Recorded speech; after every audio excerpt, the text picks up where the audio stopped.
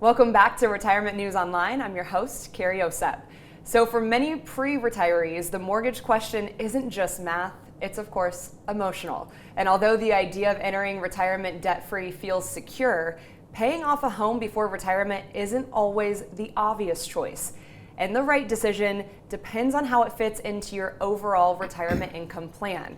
And here to break that down from Colorado Springs is Rob Edgin. And Rob, thanks so much for joining us. I'm happy to be here. This is a lot of fun. Yeah, absolutely. It is fun. Yeah. Even if the topic isn't always fun, but you're going to make it fun and easy for us today.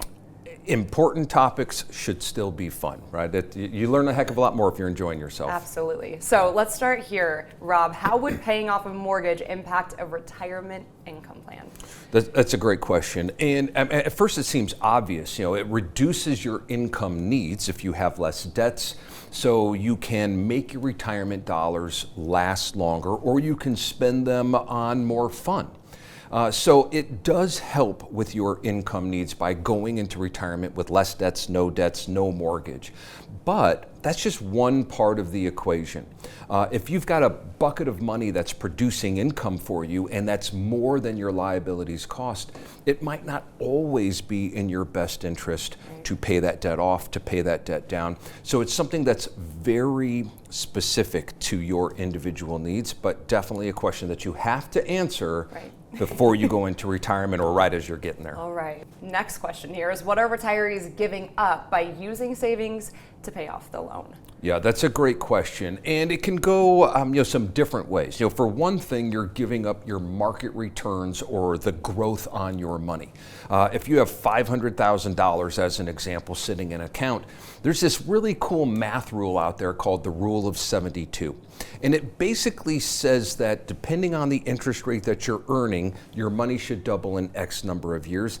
And for most folks, that's 7 to 12 years, right? So if you've got $500,000 in the bank and you use it to pay off your mortgage, it won't be $1.4 million, or $1 million in 7 to 12 years, right? So you're giving up your market returns. You're also giving up flexibility and liquidity.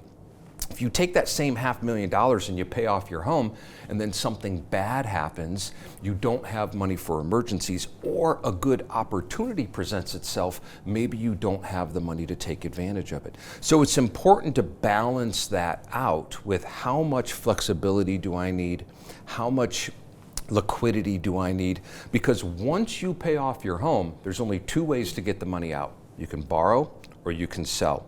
And that's not always possible. If you think back to 2008, the housing crash, nobody could borrow and nobody could sell because of the housing problem. So it's a great thing to do to pay off your mortgage in retirement, but it's important to find out if that's the right thing to do for you. Right, and with that all said, is this primarily a financial decision or a peace of mind decision? The answer to both is yes. I like to explain it as the difference between correct and right. Sometimes you have a correct math answer, right, or correct financial planning answer that just doesn't feel right to you. For example, we may tell a client, look, you're earning 8% interest, right, or 8% returns on your money. You have a 2.35 mortgage. It makes more sense to keep the money and use it to pay.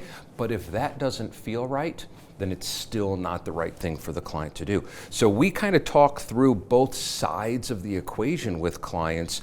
What is the correct financial math answer? And then what is the right emotional answer for you? And how does this all change exposure to market downturns or sequence of returns risk? Yeah, that's another great question. And first on the market downturns, market downturns don't just affect stock markets and bond markets, they affect the housing market, like that crash of 2008 we just talked about. So if you take all of your liquid funds and you pay off your home, and then you have a market crash, that same example, $500,000, you took it, you paid off the house. If we had another 2008, now you had a market correction, a downturn, and it's only worth $250,000. Versus had that still been sitting in an account, maybe that could have performed differently or balanced out against the house. So market downturns can go both ways, but the sequence of return risk, I mean, that does get better. You know, sequence return risk is having bad outcomes in your portfolio and losing money as you're starting to take money. And when both of those things come together, that's about the worst thing that can happen to your retirement plan. So having to spend less money in retirement because you're not having a mortgage, that can help with the sequence of returns risk and help offset some of that risk. But again, a great way to figure that out is to talk about how much of my income is going to be guaranteed.